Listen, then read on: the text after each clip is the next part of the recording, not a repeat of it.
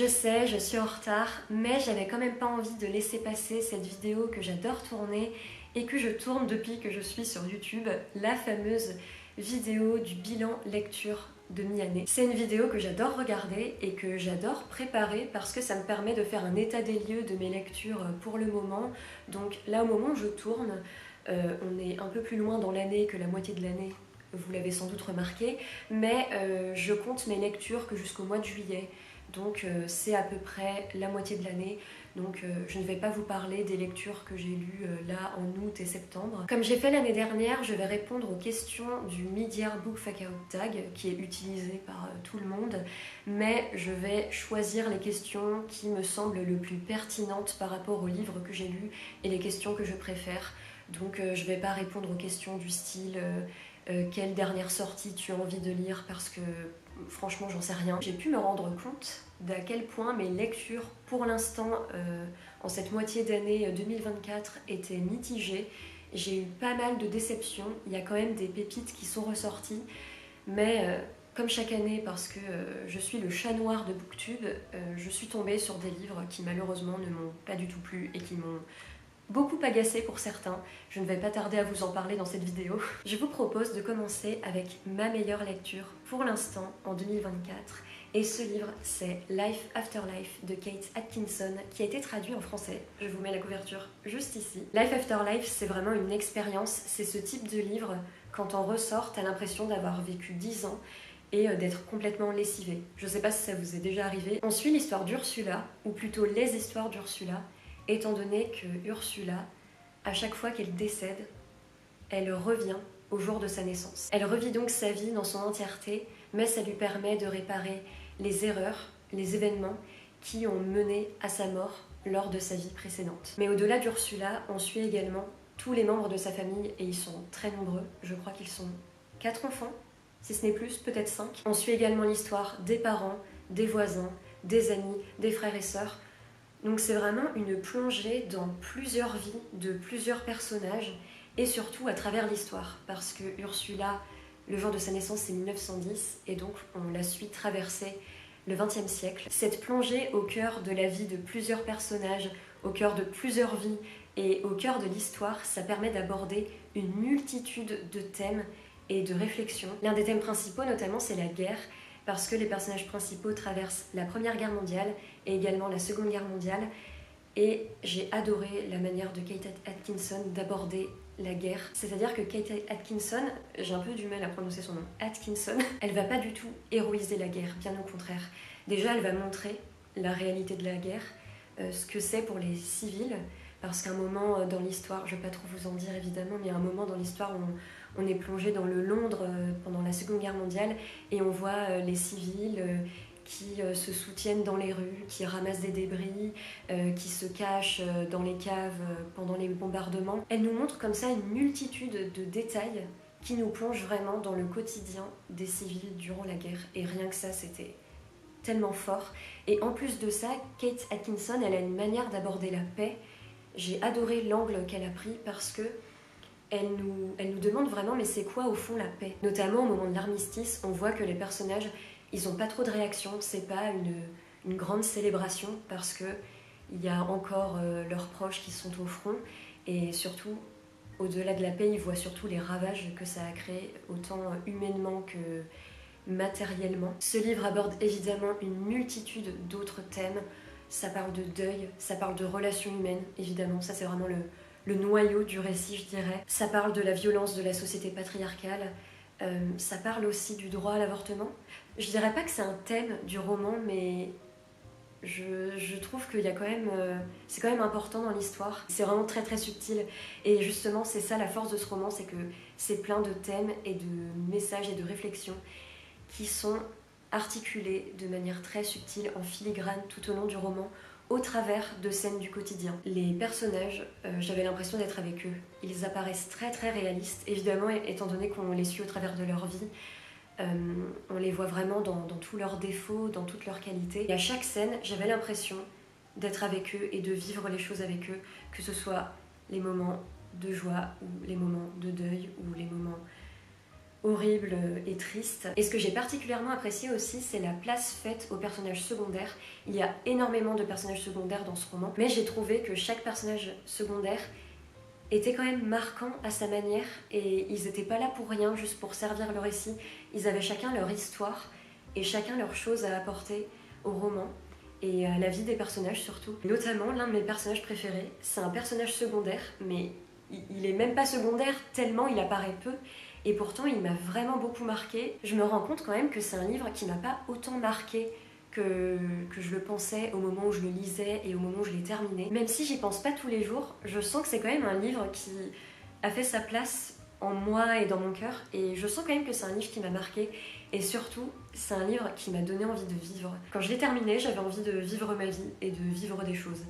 Et si ça veut pas dire que c'est un livre absolument merveilleux, bah je sais pas ce qu'il faut de plus en fait. J'aimerais juste préciser une petite chose quand même, c'est que y a un énorme trigger warning dans ce livre sur le viol et également sur les violences conjugales. Durant une de ses vies, Ursula traverse et subit cela. Le livre fait 600 pages, ça prend pas les 600 pages, mais il y a tout un pan du livre qui parle de ça, avec des scènes très violentes qui étaient assez dures à lire. Donc si ce livre vous donne envie, faites attention à vous. Mais j'ai trouvé que Kate Atkinson en parlait très bien, et que ces scènes, elles étaient pas juste là pour faire du trauma porn ou quoi que ce soit. On sentait qu'il y avait vraiment une volonté de faire passer des messages derrière, et j'ai trouvé que c'était vraiment bien traité. En tout cas, j'ai trouvé, peut-être que je me suis pas rendu compte de certaines choses. Et d'ailleurs, je voulais vous mentionner aussi qu'il y a pas vraiment une suite, c'est un tome compagnon dont le personnage principal est l'un des frères de Ursula. Ne prenez pas peur en vous disant « Oh non, encore une saga dans laquelle je dois me lancer ». C'est pas une saga, c'est vraiment des tomes qui sont dans la même famille, mais vous pouvez en lire un et ne jamais lire les autres, et c'est pas grave. Là par exemple, Life After Life, je pourrais ne pas lire ce tome-là, j'aurais rien manqué. Mais j'ai tellement aimé, et j'ai tellement envie de retrouver les personnages, surtout le frère d'Ursula. C'est un bébé chat, donc j'ai envie de lire le livre qui est centré sur lui. Ensuite, on passe à la meilleure suite de livres, une suite de sagas que l'on a lu pour l'instant en 2024. Et pour ma part, c'est le nouveau nom, le tome 2 de L'Amie prodigieuse d'Elena Ferrante. Si vous avez vu ma vidéo de mes meilleures lectures de l'année 2023, vous avez entendu parler en long et en large de L'Amie prodigieuse parce que c'est ma meilleure lecture de l'année dernière. Ça a été une révélation pour moi.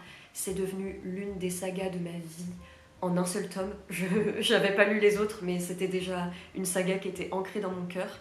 Et cet été, au mois de juillet, c'est pour ça que j'inclus le mois de juillet dans ma moitié de l'année, parce que sinon j'aurais pas pu vous parler de cette merveille. Tout comme le tome 1, ça a été une merveille qui m'a bouleversée.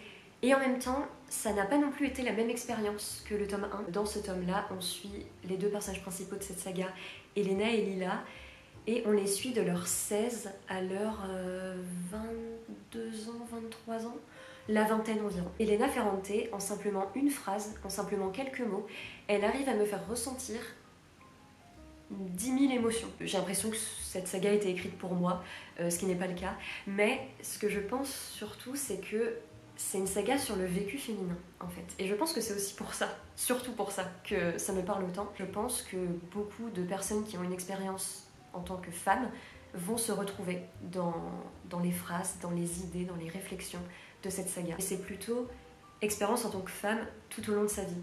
C'est-à-dire que dans ce livre, vous pouvez retrouver un vécu féminin en tant que petite fille, en tant qu'adolescente, en tant que jeune adulte, en tant qu'adulte. Et après, bon, j'ai pas lu les derniers tomes, mais je suppose en tant que femme âgée également. Et c'est ce que je vous disais dans ma vidéo de l'année dernière, mais il y avait des phrases, j'avais pensé exactement la même chose quand j'avais 8 ans, 10 ans, 12 ans. Et juste en quelques mots, elle retranscrit ça, elle retranscrit ces émotions que j'avais ressenties, mais en tant que petite fille, je réussissais pas à mettre des mots dessus. Et Elena Ferrante, Elena Ferrante et la traductrice qui s'appelle Elsa Damien, qui fait un très bon travail parce que Elsa, tu me fais pleurer et tu me fais vraiment ressentir toutes les émotions que Elena Ferrante souhaite retranscrire. Donc merci pour les travaux. Ce que j'aime aussi et surtout dans cette saga, et j'ai découvert un peu un schéma de livre que j'aime et en fait je pense que c'est ça qu'il faut que je cherche et sur ça qu'il faut que je me penche plus en détail. C'est une saga qui nous plonge au cœur de la vie et du quotidien d'un quartier pauvre de Naples en Italie et on suit évidemment Elena et Lila vraiment en profondeur, mais on suit aussi toute la vie de ce quartier, des familles d'Elena et Lila, mais aussi de leurs voisins, de leurs voisines, de leurs amis, de la famille de leurs amis. Donc on a une multitude de personnages dont on suit la vie, le quotidien, les joies, les peines, les deuils, les doutes, les échecs. Quand je lis L'Amie prodigieuse, je me sens avec les personnages. Tout ce qu'ils traversent, j'ai l'impression de le traverser aussi. J'ai l'impression de suivre mes enfants. Et donc je vois mes enfants galérer, essayer, se relever, essayer de se relever. Et je trouve que ce qu'Elena Ferrante arrive magnifiquement bien à faire, c'est que ce sont des phrases simples, des mots simples. Tout le monde peut lire ce livre, mais elle arrive à retranscrire la complexité des relations humaines et surtout des relations entre femmes, mais tout en utilisant des mots très simples. Et donc toutes ces émotions complexes qui nous ont traversées dans notre vie, c'est dans ce livre, mais de manière simple. Et surtout, l'un des thèmes qui me touche le plus a une part très importante dans la vie des personnages, c'est la précarité, parce qu'on suit la vie de ces personnages dans un quartier pauvre de Naples. Ils font des travails très compliqués avec des horaires pas possibles, ils gagnent à peine de quoi manger. Et ça aussi, Elena Ferrante, elle arrive parfaitement bien à le retranscrire avec justesse et avec sensibilité et aussi avec brutalité, parce que la précarité c'est très brutal dans la vie des personnages, c'est très violent. C'est pour toutes ces raisons que ce livre est ma meilleure suite de livres de cette année pour l'instant, mais je pense que ce sera le cas à la fin de l'année également. Mais franchement, c'est aussi l'un des meilleurs livres que j'ai lu cette année pour l'instant. J'ai quand même pas eu la même expérience avec ce tome qu'avec le tome 1, parce que le tome 1, je l'ai aimé de A à Z, c'est un petit trésor, un petit bijou. Mais le tome 2, il prend des directions dont j'étais pas très fan. À un moment, il y a une relation. Je l'ai pas vue venir, alors que quand on y pense, elle semble assez logique. Mais alors je l'ai pas vu venir et quand ça a commencé, j'étais en mode mais qu'est-ce qui se passe? Je veux pas Elena Ferrante parce qu'au final je me dis mais c'est tellement logique, c'était sous nos yeux depuis le début. Notamment tout le milieu du livre qui se passe pendant des vacances d'été. Et il y a vraiment tout un pan du livre, c'est les feux de l'amour en fait. Tu suis les personnages vraiment dans leurs histoires amoureuses, mais ce qui est incroyable, c'est que ces histoires amoureuses, c'est aussi des quêtes d'identité et on voit aussi les différences de classe sociale à travers ces histoires d'amour parce que y a des personnages qui ont fait des longues études et pas les autres et ça se joue aussi dans leur dynamique de relation. Donc c'est pas juste un machin sort avec machin, c'est beaucoup plus profond que ça. Je disais quelque chose au départ, mais forcément je me suis perdue dans ce que je disais. Oui, donc il y a tout un pan du livre là pendant ces vacances d'été. J'étais à fond, je pouvais plus décrocher du livre parce qu'il se passait des événements et ça partait un peu dans tous les sens. Mais en même temps, je me disais que j'étais pas fan de la direction que ça prenait et de cette relation-là précisément. Et en même temps, j'aimais. Donc c'est pour ça que j'ai un avis qui est pas mitigé parce que j'ai aimé, j'ai adoré même. Mais il y a en même temps des choses où je me dis mais pourquoi? Et aussi, ce que j'ai moins aimé dans ce livre, mais là encore, c'est quelque chose que je ne peux pas reprocher à Elena Ferrante, c'est qu'il y a énormément de violence conjugale dans ce livre. C'est vrai que c'est un petit peu la base à préciser sur L'Amie prodigieuse, c'est que cette saga, c'est ménard trash. Vraiment. C'est vraiment le ménard trash. C'est vraiment comme une mise en scène d'une métaphore d'à quel point la société est patriarcale. C'était le cas dans le tome 1, c'est le cas dans le tome 2. On voit tous les types de violences que les hommes font subir aux femmes. Mais là, dans le tome 2, c'est encore pire que dans le tome 1. Vraiment, là, les deux livres dont je vous parle, en fait... Mais donc, il y a des viols et des violences physiques des hommes envers les femmes. Il y a vraiment très peu d'hommes dans cette saga qui sont des hommes capables. Parce qu'il y avait un mec que j'aimais bien dans le tome 1, et là, dans le tome 2, j'étais en mode pourquoi tu fais ça? Donc là, il y en a deux encore où ça va. Mais j'ai peur de la suite, donc je me dis que je fais confiance à aucun homme dans cette saga en fait. Je pense qu'il faut partir là-dessus. Elle montre à quel point les personnages essaient de s'extraire du patriarcat. On voit à quel point les femmes, autant que les hommes, essaient de s'extraire de cette société patriarcale et de toutes ces idées et et ces notions, j'avais pas le bon terme, je suis absolument désolée, qui sont ancrées dans leur cerveau depuis qu'ils sont tout petits, et tu vois qu'en fait ils n'y arrivent pas. Des fois les femmes, elles ont d'un coup une pensée genre ah mais en fait ce n'est pas normal ce qui m'arrive, mais tu vois à quel point c'est dur en fait, et c'est tellement bien montré. Mais donc c'est sûr que l'expérience de ce livre, voir les femmes se faire maltraiter par les hommes, au bout d'un moment, c'était dur et j'en avais un peu marre. Mais en même temps, tout comme Kate Atkinson, je trouve qu'Elena Ferrante le fait très bien. C'est pas juste là en trauma porn. Tu sens qu'il y a vraiment un propos derrière, que c'est vraiment pour montrer quelque chose. Ici, on est sur une chaîne qui est Elena et Lila Defense Squad, c'est-à-dire que beaucoup de personnes considèrent que Lila est une personne toxique. Et vraiment not on my watch en fait. Je pourrais écrire une thèse pour démontrer pourquoi on ne peut pas dire que Lila est un personnage toxique, ou pourquoi si on dit que Lila est un personnage toxique, on peut dire ça de tout le monde en fait. C'est ça qu'on peut dire en fait, c'est que les personnages, oui en effet, n'ont pas des relations très saines, mais en même temps, vu l'environnement et le contexte dans lequel ils ont grandi et vécu, vu ce qu'ils subissent, parce que Lila, on va pas se mentir, la vie qu'elle mène depuis qu'elle est toute petite, hein, on n'oublie pas dans le tome 1 les choses qui lui arrivent non plus.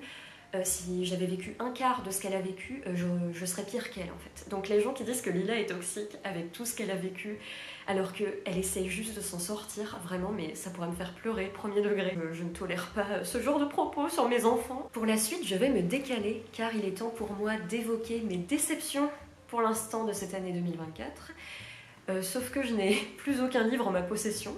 Étant donné qu'ils m'ont tous agacée et déçue, je les ai vendus sur Vinted. Donc, je vais vous mettre une petite image des couvertures de ces romans juste ici. Alors, par lequel on commence? Je vous propose de commencer sans plus attendre par ma pire lecture pour l'instant en 2024 et également l'un des pires livres que j'ai lus de ma vie.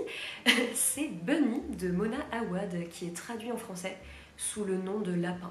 Quand je lis un livre et que je l'aime pas, vous pouvez être témoin sur cette chaîne quand même. Il y a beaucoup de vidéos où je parle de livres que j'ai pas aimés, parce que malheureusement j'en ai lu beaucoup. J'arrive quand même toujours à trouver des points positifs quand même. Évidemment, tout ce qui fait partie de cette vidéo et de ma chaîne de manière générale, ce n'est que mon humble avis. Mais Bunny, le point positif que je peux vous dire, c'est que l'écriture, c'était pas mal. J'ai bien aimé la plume de l'autrice. Voilà, maintenant on va passer au point négatif. J'étais quand même un peu intriguée au début. Parce que Bunny... Attendez, il faut que je vous fasse un résumé, mais je sais même plus. Je branche mon cerveau pour remonter dans le fil de mes souvenirs, mais je crois bien que, oui. Dans Bunny, on suit Samantha, qui fait partie d'un programme d'écriture. En tout cas, elle a des cours de ça à l'université. Et dans sa classe, il y a des élèves... qui sont amies entre elles et qui s'appellent toutes Bunny. Et elles ont toutes un peu le même style vestimentaire... et la même manière de parler, un peu très poudrée en fait, très fleurie. Samantha est très intriguée par elle et elle va finir par rentrer dans leur groupe. Et en fait, là on commence à rentrer dans un truc un peu bizarre et un peu sectaire. Donc au début du livre, en même temps que Samantha, j'étais intriguée parce que je voulais voir où ça allait nous mener. J'aimais bien en plus un peu l'ambiance universitaire. Et en plus, c'est un cours d'écriture, donc ça m'a bien plu. Après, j'ai pas trouvé que c'était très approfondi ce côté-là. Mais bon, passons. J'ai du mal à qualifier le genre de ce livre. Je dirais qu'on peut le placer dans la catégorie des Weird Women Writing Weird Stuff. C'est vraiment un livre qui est chelou, quoi. On comprend pas grand-chose, mais justement, c'est le but. On peut aussi y voir un petit côté horrifique, un petit côté thriller. Dès le début du livre jusqu'à la dernière page, j'avais ce sentiment tenace que l'autrice voulait écrire quelque chose de tellement bizarre que ça en était génial. Mais moi en fait j'ai juste trouvé le tout ridicule. La majorité des scènes, la majorité des choses qui se passaient, des événements, des relations entre les personnages, des dialogues surtout entre les personnages, j'ai juste trouvé ça ridicule. J'ai essayé de le voir dans une perspective horrifique en me disant que peut-être si je le voyais plus comme ça, j'allais y voir un peu plus de choses pertinentes et intéressantes. Et même en le regardant sous un prisme horrifique, j'ai trouvé ça creux. Et oui, il y a des scènes horrifiques qui se passent, mais pour moi, en fait, ça veut rien dire. En fait, je pense que mon problème avec ce livre, c'est qu'il n'y a aucun enjeu. Parce que le fait qu'il n'y ait aucune intrigue, ça peut le faire si c'est bien fait. Mais pour moi, il n'y a aucun enjeu. Je vois pas, en fait, ce que l'autrice a voulu faire avec cette histoire. Et là, voilà, c'est aussi moi, mes goûts, parce que C'est aussi ça des fois le but de l'art, hein, tout ne doit pas forcément avoir un message ou dire quelque chose, mais là vraiment j'ai pas compris l'intérêt et la pertinence du livre. C'est possiblement un livre avec beaucoup d'éléments à analyser et à comprendre. Il y a sans doute des choses qui étaient disséminées et que moi j'ai pas comprises. Et peut-être que si j'avais compris ces choses, j'aurais trouvé un intérêt à ce texte. En ce début d'année, j'ai également lu La prochaine fois que tu mordras la poussière de Panayotis Pasco. J'ai demandé ce livre à Noël, c'est dire que quand même il me donnait envie et je me suis pris une claque de déception. J'ai quand même envie de vous citer quelques points positifs. Déjà, premièrement, j'ai trouvé que l'écriture de Panayotis Pasco avait pas mal de personnalité. Et aussi dans ce livre, il y a beaucoup de passages touchants. Panayotis Pasco, il est vraiment à vif dans ce roman.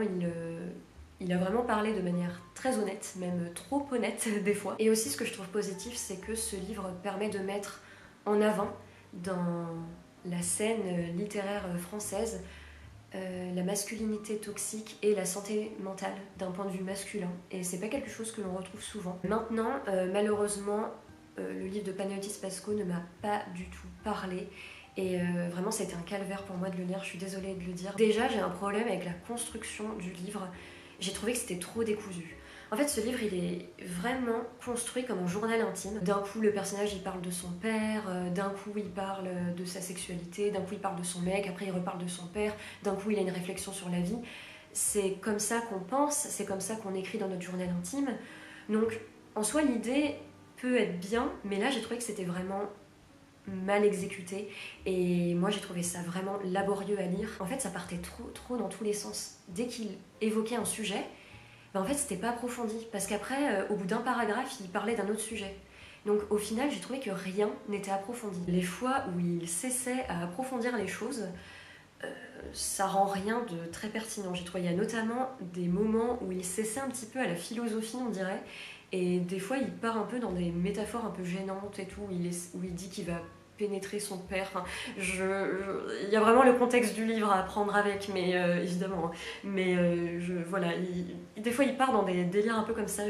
Ça m'a pas parlé, quoi. Si ça parle à d'autres gens, j'en suis ravie. Je tiens quand même à dire, parce que voilà, j'aime pas faire ça, mais que tout ce que je dis, ça ne vise pas du tout la personne qu'est Panayotis.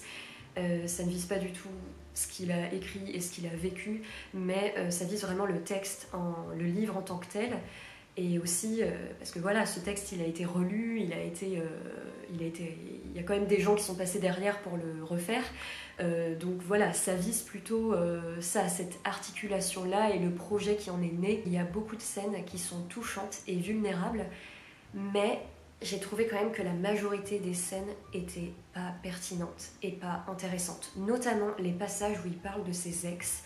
Je comprenais pas ce que ça faisait là, dans un livre publié et surtout très mis en avant. Il y a des moments qu'il faut garder pour soi, je pense quand même. Je suis vraiment la première à dire qu'il faut vraiment écrire sur ses expériences de vie, sur les émotions les plus honteuses qu'on a eues. Vraiment, je suis la première à dire ça. Mais quand je vous dis qu'il y a des scènes écrites dans ce livre qui sont pas pertinentes, c'est que vraiment, à un moment, il raconte qu'il a ramené son ex dans son hôtel et en fait, au final, il l'a virée parce qu'il voulait plus la voir, parce que je sais plus quoi. Enfin, moi, je lis ça en tant que lectrice, je trouve pas ça intéressant, je trouve pas ça pertinent. Je lis cette scène, je vois pas ce qu'elle veut dire. Et le problème, c'est que la majorité des scènes racontées, c'était ça. En tout cas, ce qu'on peut dire de manière générale, c'est que je trouvais que c'était un texte qui manquait malheureusement de profondeur. Il y avait évidemment des scènes très touchantes, et notamment, on apprend dans ce livre qu'à l'époque où il était au petit journal, qui faisait le gars rigolo à la télé, en fait, il allait très mal. Et lire ça, j'avoue que ça m'a quand même rappelé, s'il le fallait encore, à quel point on ne peut pas savoir ce qui se passe dans la vie d'une personne. Et je trouve que c'est très bien de mettre ça en avant, de montrer la santé mentale, la dépression, parce qu'il a vécu plusieurs dépressions, et montrer ça sur le devant de la scène, parce que ce livre a été très bien vendu d'un point de vue masculin, je trouve que c'est très bien, et c'est chouette qu'il l'ait fait, mais malheureusement le projet final ne m'a pas du tout parlé. Je voulais également évoquer rapidement une dernière déception. j'en ai eu d'autres durant l'année, mais là je vous parle vraiment des plus marquantes, c'est The Dead Romantics de Ashley Poston. Je ne pense pas que ce livre soit traduit en français. C'est un livre dont le prémisse m'a immédiatement donné envie. On suit une... J'ai zappé son prénom. Vraiment, ça m'arrive très peu d'oublier les prénoms des personnages quand même. En gros, c'est une romance dans laquelle le personnage principal peut voir les morts. Et elle finit par tomber amoureuse d'un. Voilà, c'est ça qui m'a donné envie. Et aussi, c'est un livre qui parle d'écriture parce que cette jeune femme, dont j'ai oublié le nom, je suis absolument désolée, est autrice et on suit son histoire d'amour avec son éditeur. Voilà, donc pour tous ces éléments, je pense que vous pouvez comprendre que ça m'a appelée et que j'ai eu envie de le lire, mais malheureusement, je pense que pour résumer, ce qu'on peut dire, c'est que le potentiel était là, mais malheureusement, l'exécution, elle n'était pas là. Déjà, par pitié, donnez-nous des romances slow burn. Où sont passées les romances slow burn? Là, les personnages se sont à peine rencontrés. On est du point de vue de la jeune femme. Il y a écrit dans la narration, en parlant du mec, là, de son éditeur, « He's so hot » et tout. Donc déjà, on commence à peine le livre, on sait déjà qu'elle le trouve beau et qu'elle a envie de le pécho. C'est peut-être que moi, hein, mais moi... Déjà à partir de là, pour moi ça gâche tout parce que, bon moi après je suis team slow burn, mais pour moi vraiment une bonne romance c'est un truc où c'est pas, où c'est subtil du moins, où elle peut le trouver beau mais pas dans la narration il so hot, j'ai envie de le mettre sur la table quoi. Et le pire dans tout ça c'est que le soir venu il se pécho déjà. Donc tu commences à peine le bouquin, ils se sont déjà embrassés. Donc moi à partir de là je vois pas l'intérêt en fait. Florence. Oh, j'avais complètement zappé qu'elle s'appelait Florence. Et aussi, j'ai trouvé que c'était long, mais long. Pendant tout un pan du récit, Florence, elle est dans un gîte. Et à chaque fois qu'elle rentre ou qu'elle sort du gîte, on a droit à la discussion avec la personne qui tient le gîte. Donc, moi, je veux bien, ça devient une personne qui est pote avec Florence. Donc, moi, je veux bien, mais il faut quand même que les discussions soient intéressantes. Parce que là, on a juste leur discussion où ces deux personnages parlent de la pluie et du beau temps. Mais en fait, c'est de manière générale que j'ai trouvé ça. Vraiment, j'ai trouvé que c'était long. Alors que l'histoire d'amour, au contraire, elle commence hyper vite, vu qu'ils s'embrassent très vite. Donc, allez comprendre. Les discussions entre les personnages, ça tourne en rond, notamment entre Florence et son love interest. J'ai l'impression qu'ils sont tout le temps dans les mêmes cheminements de pensée. Ah, puis aussi dans la narration aussi, elle arrête pas de se répéter dans sa narration. Florence, elle est tout le temps en mode je l'aime, je suis attirée par lui, mais c'est un fantôme, qu'est-ce que je peux faire? Et ça, c'est répété à chaque chapitre. Donc, moi je veux bien, en effet, c'est un enjeu qui est quand même. Je comprends que ça soit compliqué dans sa vie et vraiment, Belette, je suis avec toi, tu vois, dans cette épreuve, parce que c'est pas simple, mais en tant que lecteur, lire la même réflexion à chaque chapitre, ça me fait penser à Midnight Sun de Stephenie Meyer où Edward, il est tout le temps dans ces mêmes réflexions à chaque chapitre. Moi, je n'en peux plus en fait. Et les répétitions comme ça, je les ai aussi trouvées en fin de chapitre. Il y a énormément de chapitres qui se terminent de la même manière, où Florence et son love interest, ou Florence et un autre personnage ont une discussion, et Florence, c'est trop pour elle, donc elle fuit la discussion et elle part. Je vous jure qu'il y a au moins 4-5 chapitres qui se terminent de cette manière. J'ai également trouvé que les personnages manquaient cruellement de personnalité, et ça c'est surtout Ben, le love interest, donc l'éditeur de Florence. Chaque chose qu'il dit, chaque action qu'il fait, je sentais l'autrice qui était en mode « il faut que je fasse tout pour qu'il passe pour le book boyfriend parfait ». Donc en effet, tout ce que cet homme dit, tout ce que cet homme fait est parfait. Mais en fait, c'est trop parfait. Donc ça fait que le personnage paraît pas du tout réaliste. Les pensées étaient toujours un peu répétées, les réflexions un peu tout le temps les mêmes, mais c'est quand même un livre qui parle superbement bien de deuil. Parce que Florence perd l'une de ses personnes préférées au monde et je trouvais que le deuil était bien retranscrit et notamment il y a une scène pendant l'enterrement de cette personne qui était vraiment trop bien écrite et très touchante. Ensuite je voulais mentionner de manière succincte ma plus grande surprise pour l'instant en 2024, ce livre dont je ne m'attendais à rien mais qui m'a agréablement surprise. Et ce livre pour moi c'est une bande dessinée, c'est Le Spectateur de Théo Grosjean. On suit la vie entière. En tout cas, on suit un moment de vie, pour ne pas spoiler, du personnage principal qui ne parle pas tout au long du récit. Surtout, ce qui fait l'originalité de cette bande dessinée, c'est qu'on est vraiment dans sa tête. C'est-à-dire que les planches, c'est ce qu'il voit. Donc, par exemple, s'il regarde un personnage en train de nous parler, on voit ce personnage, mais si d'un coup, il baisse les yeux pour regarder ses pieds, on va voir ses pieds. Je sais pas pour pour ses autres travaux, mais en tout cas pour le spectateur, il a été très inspiré par le travail de Timothée Le Boucher, et je trouve que ça se ressent à chaque fois que je tournais une page du spectateur. J'avais peur de ce que la suite allait donner. J'avais une petite crainte où je me disais que Théo Grosjean, il était capable d'aller très loin. À chaque page, tu sais pas trop ce que le personnage va devenir, tu sais pas trop ce que ses amis vont devenir. Tu te dis qu'en fait, à chaque page, il y en a un d'eux à qui il peut arriver malheur, et d'ailleurs ça arrive. Mais ce que j'ai aimé surtout dans cette histoire, c'est que c'est très sombre, il y a des choses qui se passent qui sont horribles, et surtout c'est une bande dessinée qui est assez dérangeante tout du long.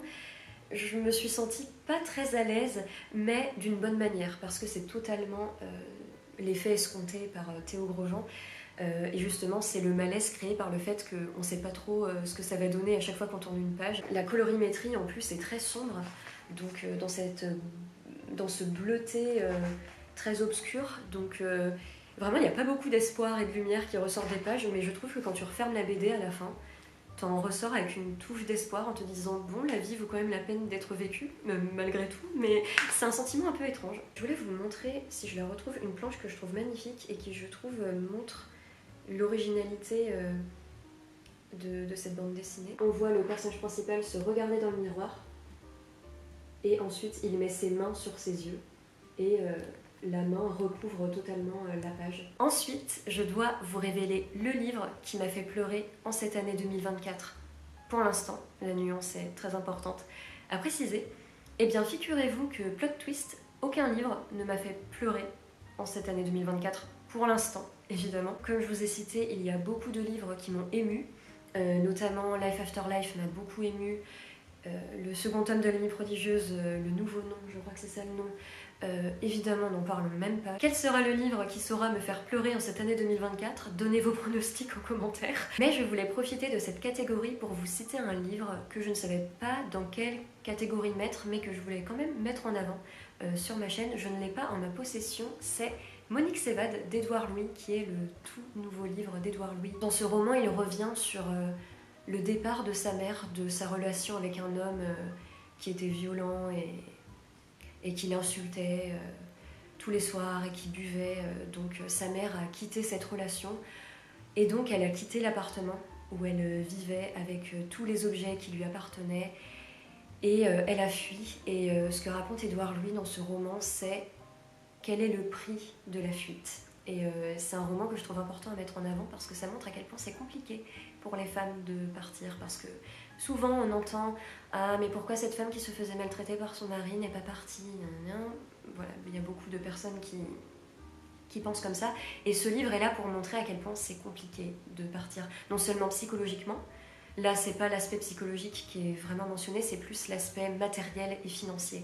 Et on voit à quel point, et encore parce que la maman d'Édouard Louis, elle a de la chance d'avoir son fils qui, quand même, Édouard Louis, bon, je sais pas combien il gagne par mois, mais il s'en sort pas mal dans la vie, et donc il lui prête beaucoup d'argent. Mais justement, en fait, c'est la question qu'il se pose dans le roman, c'est que font toutes ces autres femmes qui sont dans une situation précaire. Et donc on voit toute la galère que c'est, la galère administrative, la galère pour se trouver une autre habitation. C'est vrai qu'au final, c'est pas le livre d'Édouard Louis qui m'a le plus touchée ni le plus bouleversée. J'avais l'impression qu'au final, il avait pas tant de choses que ça à dire. C'est vrai qu'au final, j'avais l'impression que ça tournait un peu en rond, mais ça reste Édouard Louis. Édouard Louis, c'est l'un de mes auteurs préférés, donc le message est fort, le propos est toujours percutant et pertinent, sa plume est toujours aussi sincère et juste, et comme tous ses autres romans, c'est un roman qui est à la fois lumineux et pourtant sombre et triste, parce que ça révèle des situations de vie qui sont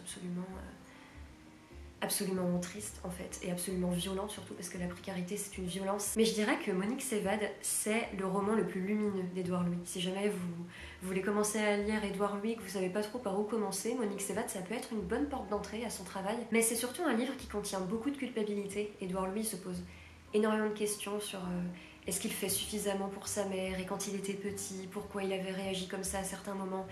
Il culpabilise beaucoup, et c'est quelque chose dans lequel on peut beaucoup se retrouver, je pense. Mais c'est aussi un roman qui contient aussi énormément de tendresse. On ressent vraiment toute la tendresse qu'Édouard Louis a pour sa mère, et c'est vraiment très bien retranscrit leur relation à tous les deux, parce que on sent à quel point ils sont un peu gênés des fois l'un envers l'autre. Ils sont pas là à se dire je t'aime tous les 4 matins. Et des fois, il y a notamment, je crois, une scène où ils se serrent dans les bras, ils sont un petit peu gênés. Donc là encore, on peut aussi beaucoup se retrouver là-dedans, je pense. Et c'est aussi un livre, on peut le dire, qui contient de la joie. Et c'est rare dans les romans d'Edward Louis de retrouver de la joie, mais il y en a. Et je trouve que c'est important de mettre en avant parce que je considère que la lutte, ça passe aussi par la joie. La lutte, c'est pas tout le temps la colère, tous ces sentiments négatifs en fait. Même si la colère, je considère que c'est pas toujours négatif et que c'est justement en quelque sorte une essence de notre vie, mais je pense que vous m'avez compris. Je pense que c'est aussi important de mettre en avant que la lutte, ça passe aussi par la danse et par la joie, parce que je pense que c'est en trouvant des communautés dans lesquelles on peut être joyeux, c'est comme ça qu'on peut avancer dans la lutte justement et faire les choses. Et surtout, ce que je trouve fort avec Edward Louis et ce que je vis à chaque fois avec ses romans, c'est qu'à chaque fois, je m'y retrouve. Il y a des phrases par-ci par-là où ça me frappe, où ça me fait un coup dans la poitrine, où ça me serre la gorge parce que c'est une phrase précise que j'ai ressentie à un moment dans ma vie. Mais pareil, j'avais pas trop les mots à mettre dessus. Et là, dans Onyx S'évade, il y a beaucoup de passages où je me suis dit tiens, nous avons vécu la même chose. Mais ce qui est très intéressant aussi, c'est qu'on n'a pas du tout la même expérience de vie.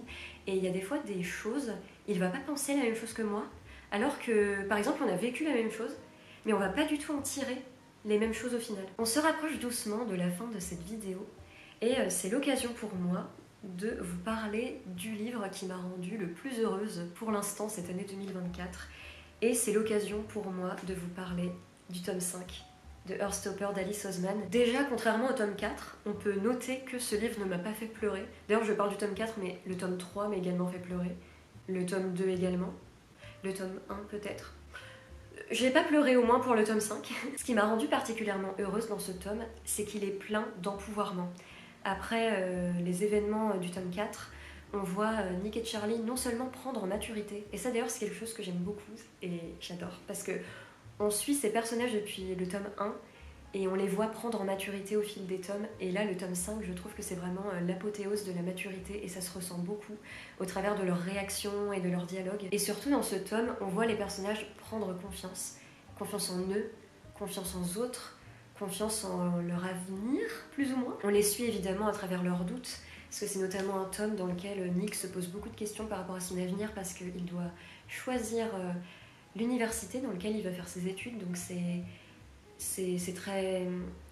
vraiment un passage charnière, voilà, je ne sais plus parler, dans sa vie, parce qu'évidemment il doit choisir à quel point il va loin et qu'est-ce qu'il veut étudier tout simplement, qu'est-ce qu'il aime dans la vie au point d'en faire son métier plus tard, donc évidemment c'est un tome qui est plein de questionnements, mais à côté de ça, on voit la relation entre Nick et Charlie mûrir et se solidifier. Mais ce qui m'a rendue vraiment heureuse et ce qui m'a émue aussi, c'est de voir à quel point Charlie prend confiance dans ce tome. C'est pas une transformation, c'est toujours Charlie, mais on voit à quel point il est plus lui-même que jamais et il a vraiment confiance en lui, en ses opinions, et il fait des choses dans ce tome qu'il aurait sûrement pas pu faire dans les tomes précédents parce que justement il manquait de cette confiance. Et voir ça, c'était juste magnifique, et oui, ça m'a donné le sourire, et oui, ça m'a rendue heureuse. Ce tome 5, j'ai trouvé, était dans la continuité des autres tomes. C'est toujours aussi tendre, c'est toujours aussi profond, mais j'ai quand même la légère sensation que ce tome était moins riche que les autres.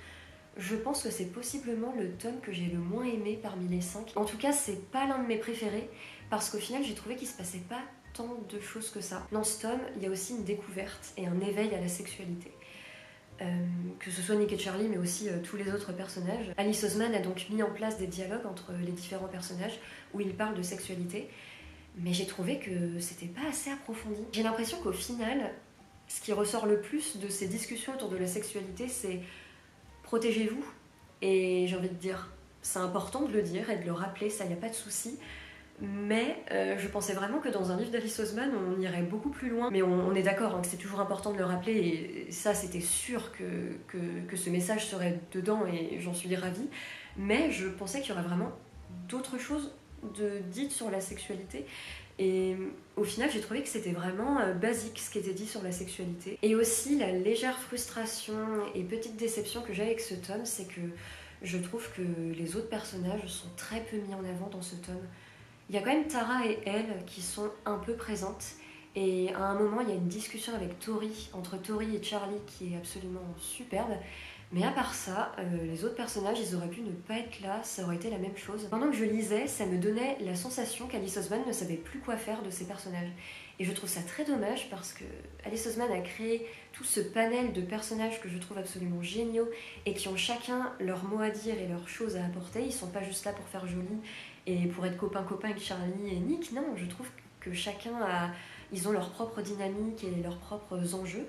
Et dans ce tome, ils apparaissent pas, genre Darcy, elle apparaît pas dans ce tome. Et ça, je trouve que c'est dommage parce que Darcy, on a vu dans les tomes précédents qu'elle a quand même un background qui est posé là et qui est intéressant. Et c'est jamais plus exploré que ça. C'était mature et surtout c'était joyeux. Il y a beaucoup de scènes joyeuses et où on est ému, mais ému de manière positive pour les personnages. Pour finir cette vidéo en beauté, j'avais envie de terminer sur une question qui est posée dans le Mid-Year Book Fuck Out Tag, que d'habitude je fais pas parce que j'ai rien à montrer, mais là j'ai quelque chose à montrer, donc autant le faire. Quel est le plus beau livre que vous avez acheté ou reçu cette année? Et pour ma part, il est juste là. Oula, je vais défoncer ma déco en le sortant. C'est un exemplaire de The Tenant of Whitefell Hall de Anne Brontë. Je suis désolée, je n'ai pas du tout le titre en français. Je vous mets la couverture juste ici. Je fais que ça de toute la vidéo. Je crois que c'est La Recluse de Whitefell Hall. C'est un livre déjà, comme vous pouvez le remarquer, qui est absolument sublime. Et ça ne se voit pas du tout à travers la caméra, mais il est très lourd. La couverture absolument sublime avec ses fleurs orangées et un jaspage doré qui se reflète avec la lumière. Et les pages aussi, donc ça évidemment je peux pas le retranscrire au travers de la caméra, c'est un peu dommage, mais les pages, je sais pas quelle matière c'est, mais c'est très lisse. Ça fait que par exemple si je veux stabiloter, fluoter certaines phrases, je pourrais pas, je pense que ça ne marquerait pas le papier. C'est un livre auquel je tiens forcément, comme vous pouvez vous en douter, parce qu'il est absolument sublime, mais j'y tiens aussi particulièrement parce que je l'ai acheté, on me l'a offert, quand j'étais au musée des Sœurs Brontë à Haworth en Angleterre. Cet été, j'ai eu la chance d'aller dans la ville où ont vécu les Sœurs Brontë et notamment je me suis rendue au musée sur les Sœurs Brontë qui se trouve dans la maison où elles ont vécu. Donc c'était un moment absolument merveilleux pour moi qui adore les Sœurs Brontë depuis fort longtemps. Donc là, notamment voir la table où elles ont écrit Léo de Hurlevent, Jane Eyre et pour Anne, je sais plus si c'est celui-ci ou si c'est Agnès Gray, je crois que c'est Agnès Gray. J'ai vu cette table comme ça devant moi, c'était absolument incroyable. Vous inquiétez pas, vous aurez toutes les images du musée dans le vlog qui va sortir de ce moment. Je sais pas quand je vais le sortir, mais je vais pas tarder à le sortir. Évidemment, comme vous pouvez vous en douter, il y a 1000 exemplaires des différentes œuvres des Sœurs Brontë. Et moi j'ai jeté mon dévolu sur celui-ci parce que j'ai plein d'éditions des Hauts de Hurlevent et tout, donc j'ai 4 éditions des Hauts de Hurlevent, donc j'allais pas en racheter un. Et Anne Brontë, elle est peu mise en avant, c'est la Sœur Brontë qu'elle a moins connue et je trouve ça dommage. Et j'ai un livre d'elle mais en français, et là j'avais envie d'en avoir un en version originale, et surtout celui-là, je ne l'ai pas en ma possession. Donc je suis absolument ravie de pouvoir découvrir Anne Brontë au travers de cette magnifique édition, et surtout ça me fait un souvenir de Haworth et du musée des Sœurs Brontë, et surtout quand on achète un livre au musée des Sœurs Brontë, à la caisse ils te proposent de mettre un tampon pour écrire, marquer que ça vient du musée des Sœurs Brontë. Sauf que dans cette édition-là, étant donné la matière des pages, on ne peut pas faire de tampon, donc on m'a donné quand même un petit... j'ai pas envie de changer le focus, bon je vais le faire. C'est bien pour vos beaux yeux là que je change le focus, mais après c'est compliqué à refaire. Ouah, j'y arrive pas du tout. Voilà, donc on m'a quand même donné un petit papier pour prouver, je vais peut-être le coller dessus d'ailleurs, que ça vient du musée des Sœurs Brontë, et comme ça me fait un magnifique souvenir. Ça y est, j'ai terminé de vous présenter tous les livres dont je voulais vous parler. Croisez quand même les doigts pour moi parce que j'aimerais bien découvrir des nouveaux coups de cœur en cette fin d'année 2024, dans les derniers mois qui vont suivre pour terminer cette année 2024.